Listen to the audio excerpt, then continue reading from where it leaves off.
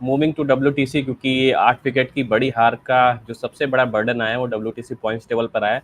राहत की खबर ये है कि अभी भी हम फर्स्ट कह सकते हैं, पॉइंट्स टेबल में फर्स्ट स्टेज पे हैं, पहले स्थान पर बने हुए हैं। लेकिन पीसीटी देखा जाए तो पीसीटी में काफ़ी गिरावट देखने को मिली है। अभी जो पीसीटी देखने को मिला है इसके कंपैरिजन में हम 74 पॉइंट समथिंग के पीसीटी पर लाई कर रहे थे, लेकिन एक मैच में 8 विकेट की बड़ी हार के बाद ये आपका पीसीटी डाउन हो गया है। और अब आपके पास सिर्फ 7 मैचेस बचे हैं, 7 मैचेस बचे हैं जिसमें से आपको 4 जरूर जीतने होंगे, और उसमें से 5 आपको ऑस्ट्रेलिया के खिलाफ खेलने हैं, वो भी ऑस्ट्रेलिया की ही धरती पे। बंसल, कितना टफ होता जाएगा ये सिचुएशन, क्योंकि आप ठीक है फर्स्ट कह सकते हैं पहले स्थान पर बने हुए हैं, लेकिन फर्स्ट पोजीशन आपने मेंटेन कर रखी है, लेकिन उसके बावजूद आपकी ये हार थोड़ा सा कह सकते हैं, मुझे लगता है मेंटल प्रेशर क्रिएट करेगी। और अब आपके पास 7 में से 4 जीत आपके लिए ज़रूरी है। और टेस्ट क्रिकेट में ड्रॉ भी होता है, ये एक बड़ा सिनेरियो है, उसको ध्यान में ज़रूर रखना चाहिए, लेकिन वो मुझे लगता है आजकल के कप्तान उन चीज़ों को बिल्कुल भुला देते हैं कि ड्रॉ उनके सिनेरियो से गायब हो गया है, कि वो 4 में से या तो जीत होगी या हार होगी। तो 7 मैचेस बचे हैं, उसका कितना प्रेशर रहेगा? यार प्रेशर बढ़ गया ऑब्वियसली आज के मैच हारने के बाद। मतलब बिफोर द सीरीज स्टार्टेड ऐसा लग रहा था कि इंडिया न्यूजीलैंड को व्हाइट वॉश करेगा, ये तीनों गेम्स जीतेगा, तो ऑस्ट्रेलिया में एक या दो मैचेस जीत गए तो भी क्वालिफाई कर जाएंगे क्वाइट इजीली। बट अब क्योंकि इधर ही हम एक मैच हार गए, ये मैच ड्रॉ भी नहीं हुआ, हम हार गए, तो हमें बिल्कुल कोई पॉइंट्स नहीं मिले। अगर ड्रॉ हुआ होता तो जैसा आप बोल रहे हैं एटलीस्ट 4 पॉइंट्स मिलते, हमें थोड़ा पॉइंट्स में एडिशन होता हमारा, बट ये तो जीरो मिला ऑब्वियसली। तो this makes the situation quite tough for India, क्योंकि 7 में से 4 गेम्स जीतने जैसा आपने बताया, ओवर एंड अबाउट दैट दो मैचेस ड्रॉ जाने चाहिए to make sure that we qualify without any dependency on other teams. बाकी अगर हम 4 से कम मैचेस जीतते हैं, या मतलब जो 56 पॉइंट्स का सम बनता है, चार चार विन और 2 ड्रॉस के बाद, उतने पॉइंट्स हमें नहीं मिलते अगर ये पॉइंट्स टेबल पे, और तो हमें दूसरी टीम्स के रिजल्ट्स पे डिपेंडेंट रहना पड़ेगा कि हम क्वालिफाई कर पाते हैं या नहीं। And if you see Australia obviously अभी सेकंड पोजीशन पे काफी स्ट्रांग है, श्रीलंका थर्ड पोजीशन पे, उनके भी अच्छे चांसेस है क्योंकि वो एक दो होम सीरीज खेलने वाला है। भले ओपोनेंट टफ है, ऑस्ट्रेलिया खेल रहा है, but home home home series में हमें पता है श्रीलंका कितना अच्छा खेलता है, तो उनका भी अच्छा चांस है। साउथ अफ्रीका का अच्छा चांस है क्योंकि उनके गेम्स भी साउथ अफ्रीका सॉरी बांग्लादेश और श्रीलंका के सामने हैं।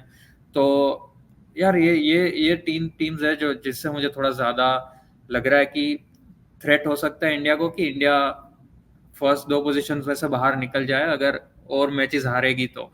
अगर जीत रही है तो ज्यादा दिक्कत नहीं होगी। आई स्टिल फील कि इंडिया नेक्स्ट 2 गेम्स न्यूजीलैंड के सामने तो जीत जाएगी कम से कम, बट जब ऑस्ट्रेलिया जाएंगे तब थोड़ा प्रेशर बढ़ जाएगा कि एटलीस्ट 2 गेम्स तो हमें जीतने ही जीतने होंगे। भले लास्ट 2 बार हम जब ऑस्ट्रेलिया गए थे तो बहुत अच्छा परफॉर्मेंस रहा था हमारा, तो वो देखे अगर हिस्ट्री को कंटिन्यू होते हुए देखे हम, तो ज्यादा दिक्कत नहीं होगी। बट हर बार इतना अच्छा परफॉर्मेंस हो वो बोलना अभी से like it's not that simple.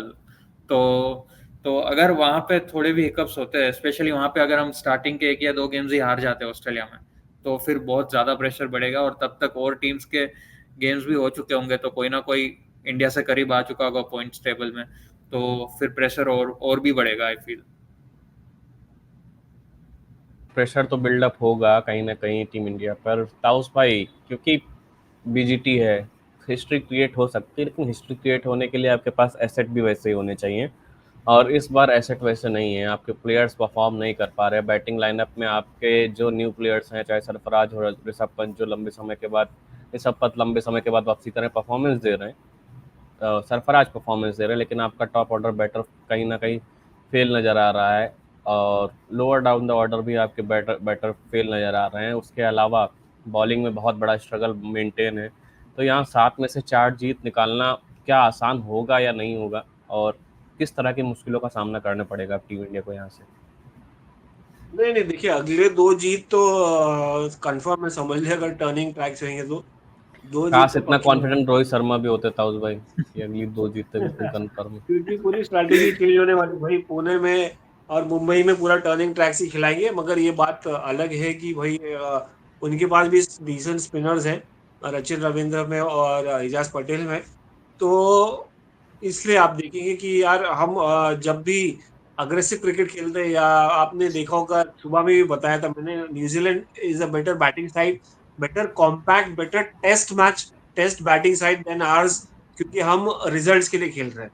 हम ना इस ड्रॉ के लिए खेले। आपने लास्ट पिछली बार कब देखा था कि हम ड्रॉ के लिए खेलते? इसलिए हम रेजर्स एज पे रहते हैं हमेशा कि हम या तो हम हारते हैं या तो हम जीतते हैं, और मोस्टली जीतते हुए नजर आए वो तो लास्ट मेनी इयर्स की इंडियन कंडीशंस में हम डोमिनेट करते हैं। तो मैं एक रिजल्ट पे नहीं वो करना चाहूंगा कि इंडिया को डिसमिस करना चाहूंगा कि यार हमारा हो गया, अब हम अगली 2 मैच नहीं हार जाए, अगली 2 मैच भी हारेंगे और सीरीज न्यूजीलैंड 3-0 लेके चली जाएगी। मैं बिल्कुल नहीं मानता ऐसा। 2-1 होगी ये सीरीज, 2 मैच यहाँ से जीतेंगे। हाँ, बीजीटी में थोड़ा डाउट्स है मुझे। थोड़ा ये है क्योंकि हम वहां पर असली टेस्ट बैटर्स चाहिए, वहां पर मेंटली स्ट्रांग बैटर्स चाहिए, और जिस तरह के हमारे बच्चों के फॉर्म चल रहे हैं मेंटली, विराट कोहली या केएल राहुल जिनसे हमें उम्मीद थी, जिनकी वजह से शायद उनको एक्सटेंडेड रन दिया गया था, या शुभमन गिल का स्टिफ नेक, क्या वो कमबैक कर पाएंगे, और मोहम्मद शमी का नहीं होना, तो बहुत सारे मसले हैं बीजीटी के लिए, ऑस्ट्रेलिया के लिए। और फिलहाल मैं रिलैक्स हूँ ये अगले 2 मैचेस के लिए, क्योंकि टर्निंग ट्रैक्स पे हमें कोई नहीं हरा सकता। इंडियन इसमें सीरीज हरा नहीं सकते।